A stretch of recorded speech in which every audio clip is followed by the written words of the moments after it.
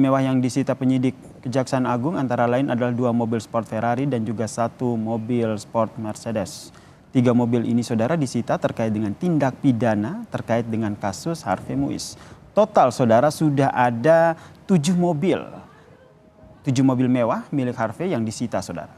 Sebelumnya Harvey dijerat pidana korupsi tata niaga komoditas timah wilayah izin usaha pertambangan PT Timah dan tindak pidana pencucian uang. Itu kira-kira kasus posisinya seperti apa Pak? Bisa dijelaskan Pak?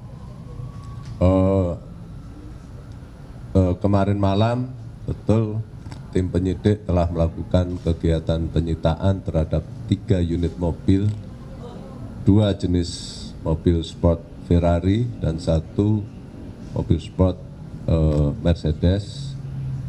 Ketiganya adalah milik tersangka HM. Ya. Dalam rangka apa terkait apa? Tentu saja terkait dengan dugaan tindak pidana yang disangkakan terhadap yang bersangkutan. Kejaksaan Agung saudara juga menetapkan 5 tersangka baru kasus korupsi timah 271 triliun rupiah. Antara lain 2 pihak swasta, HL selaku beneficiary dan juga owner dari PT TIN dan juga FL selaku marketing PT TIN saudara. Sementara itu 3 tersangka lain selaku regulator antara lain SW, Kepala Dinas ESDM Provinsi Kepulauan Bangka Belitung tahun 2015 hingga 2019. Kemudian ada BN, PLT Kadis ESDM Provinsi Bangka Belitung bulan Maret 2019 dan juga ada AS selaku PLT Kadis ESDM Kepulauan Bangka Belitung yang kini menjabat sebagai Kadis ESDM Kepulauan Babel. Para regulator itu saudara menerbitkan rencana kerja dan anggaran biaya dari 5 perusahaan terkait untuk melegalkan perdagangan timah yang diperoleh secara ilegal dari izin usaha pertambangan PT Timah. Bahwa saudara SW, BN dan AS masing-masing selaku Kepala Dinas dan selaku PLT Kepala Dinas ESDM Provinsi Kepulauan Bangka Belitung telah dengan sengaja menerbitkan dan menyetujui RKAB dari perusahaan smelter PT RBT, PT SBS, PT SIP, PT TIN, dan CV VIP. Di mana kita ketahui RKAB tersebut diterbitkan meskipun tidak memenuhi syarat, melainkan sekedar untuk melegalkan aktivitas perdagangan timah yang diperoleh secara ilegal di wilayah IUP PT Timah. Kejaksaan Agung telah menetapkan 5 tersangka baru dan kembali menyita mobil mewah milik Harvey Muiz saudara, pengusaha sekaligus suami pesohor Sandra Dewi dalam kasus korupsi timah 271 triliun rupiah. Lalu bagaimana membaca alur pengungkapan kasus ini dan bagaimana dengan pengejaran aktor utama di balik kasus korupsi timah? Kita perbincangkan dengan pakar tindak pidana pencucian uang, Bu Yenti Ganarsi yang telah bergabung bersama kami di Kompas Petang. Salam sehat, Bu Yenti. Salam sehat, selamat sore. Selamat sore Bu Yenti, ini terus dilakukan penyelidikan, tidak hanya ada tersangka baru, tapi kita fokus ke penyitaan mobil, ini ada totalnya ada 7 mobil. Anda melihatnya seperti apa dalam kaitannya dengan kasus TPPU yang menjerat Harvey Muiz ini? Ya kan ini kasus pertamanya adalah korupsi kan ya, korupsi termasuk ini tadi disebutkan korupsi karena memberikan perizinan, belum lagi nanti korupsi yang lainnya berkaitan dengan tata niaga timah tersebut. Nah, dari hasil korupsi itu dan dibelikan apa, ya kan? Nah, ini yang 7 mobil ini kalau menggunakan TPPU artinya apa? 7 mobil ini dibeli dari uang hasil korupsi, uang hasil selama pengelolaan PT Timah ini kan sudah agak beberapa lama kan?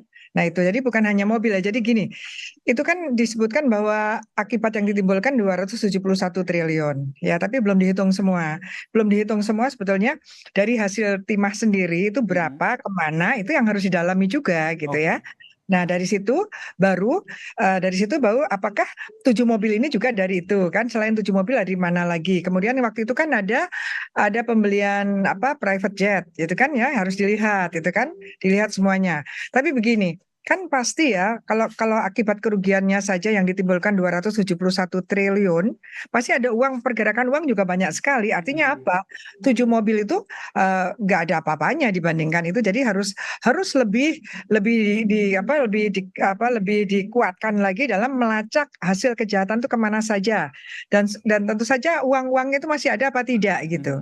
Ini sebenarnya menjadi pertanyaan saya selanjutnya, Bu Yenti, Ya. karena dari jumlah total dampak kerugian aja ini gede banget kan, 271 triliun. Ini 7 mobil, kalau dihitung-hitung kan juga nilainya masih belum sebanding begitu. Nah, pelacakan yang dilakukan oleh Kejaksaan Agung saat ini nanti akan merambat ke aset-aset lain, itu yang pertama. Kedua, apakah juga akan merambat ke pihak-pihak lain yang ternyata mereka juga terlibat loh dalam kasus ini? Iya, kita kan lihat ya. Jadi nanti kan ini tersangkanya kan dari 16 sudah tambah 5 ya, 21 Jadi ya. 21, betul. 21. Nah, 21. Ini kan masing-masing didekati ya, didekati dengan pendalaman-pendalaman pada 21 orang itu, dan juga dari 21 orang itu pernah ada transaksi atau hubungan-hubungan dengan orang-orang lain apa tidak, itu harusnya sudah PPATK sudah memberikan datanya itu kepada kejaksaan gitu kan. Jadi uang-uang yang diterima dari 21 orang ini ngalirnya ke siapa saja.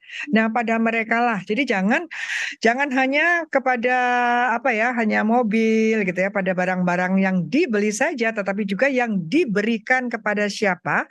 Karena orang-orang itu yang mungkin tidak terlibat korupsi PT Timahnya, itu kemungkinan terlibatnya adalah menerima hasil korupsi dari tata niaga timah yang ilegal ini, sehingga mereka-mereka itu yang menerima adalah bisa kita kenakan tindak pidana pencucian uang pasif gitu. Ini Oke. sangat penting, iya. Bu Yanti sendiri melihat ini sudah sejauh mana sih ini Kejaksaan Agung mengusut kasus korupsi timah dengan total dampak kerugian 271 T ini, Bu Yanti? Ya, kalau orangnya kan sudah banyak ya, 21 ya Ada orangnya kan 21. sudah banyak. Ya, tetapi gini, sekarang ini paradigma pemberantasan korupsi, penjeraan pelaku tindak pidana korupsi itu tidak cukup kalau hanya menggunakan undang-undang korupsi saja, tetapi juga menggunakan undang-undang TPPU. Artinya apa? Artinya kita harus menjerakan, membuat korupsi-korupsi ini bisa ditekan dan kemudian tidak menjadi pelaku lagi atau orang lain juga melakukan dengan cara siapapun yang menikmati hasil korupsi itu juga ditekankan untuk diterapkan dengan TPPU. Dan termasuk orang yang mengalirkan itu kan kena TPPU aktif ya. Tapi untuk Indonesia, TPPU pasif itu masih sangat jarang diterapkan. Itu penting karena TPPU pada pasif ini dalam artian mereka yang menerima, begitu ya? menerima, iya Dan itu juga menerima. sebenarnya harus diusut begitu oleh Kejaksaan menurut Anda? Sangat. Iya betul, walaupun ya di undang-undang kita ancaman pidananya lebih rendah ya kalau TPPU pasif, tetapi sebetulnya di Amerika tuh sama, aktif dan pasif tuh sama-sama ancaman pidananya sama. Artinya apa? Mereka berdua tuh sama-sama berbahaya untuk tidak terungkapnya kejahatan ini atau untuk tidak bisa dirampasnya kembali hasil kejahatan korupsi ini gitu. Oke, ini kan ada Ya, pihak regulator begitu, ada sejumlah ya.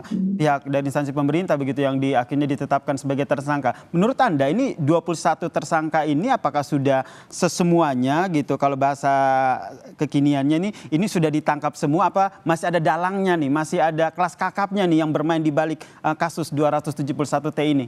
Menurut Ya, Anda? bisa jadi masih ada yang lebih tingginya gitu ya, bisa ada. Dan juga bisa jadi mereka yang 21 itu hanya lebih pada level korupsinya. Oke, Korupsi dan kemudian mengalirkan. mereka Kita yang eksekutor begitu ya?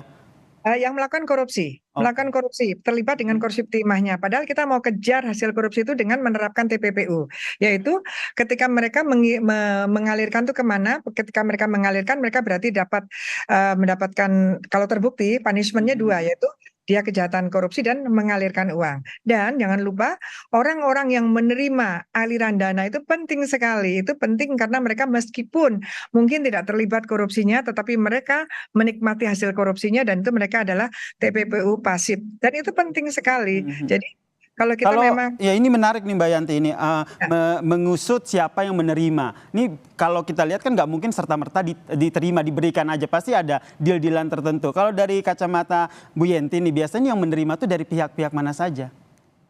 ya kemungkinan pihak yang mengamankan, ya kan, Mengamankan ini dalam artian korupsi. Dalam artian kenapa korupsi ini kok sekian lama terjadi diamkan saja, ya kan ini agak lama kan.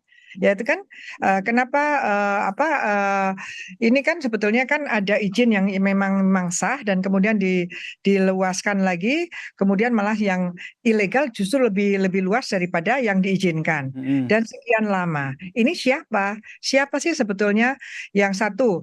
Kalau nggak salah tadi malam itu udah ditangkap beneficial ownership-nya sudah ya. Betul. Tapi juga harus ada lagi mengapa korupsi-korupsi berkaitan dengan tambang, lingkungan hidup dan lain sebagainya itu bisa lama, mengapa tidak ada pengawasannya? Kenapa yang mengawasi sedemikian lemah? Apakah ada masalah istilahnya kong kali kong lah dengan mereka itu. Nah, itu potensi harus dilihat dan kalau memang ada itu potensi untuk sebagai pelaku juga, apakah pelakunya di korupsinya ataukah nanti dia dapat dari aliran dananya yaitu TPPU-nya gitu. Baik. Kita nantikan ya ini Mbak Yanti bagaimana pihak Kejaksaan Agung yang terus menyelidiki atau menyidik kasus korupsi dengan dampak kerugian 271 triliun ini. Terima kasih pakar pidana pencucian uang Bu Yanti Ganarsi telah bergabung bersama kami di Kompas Petang. Salam sehat.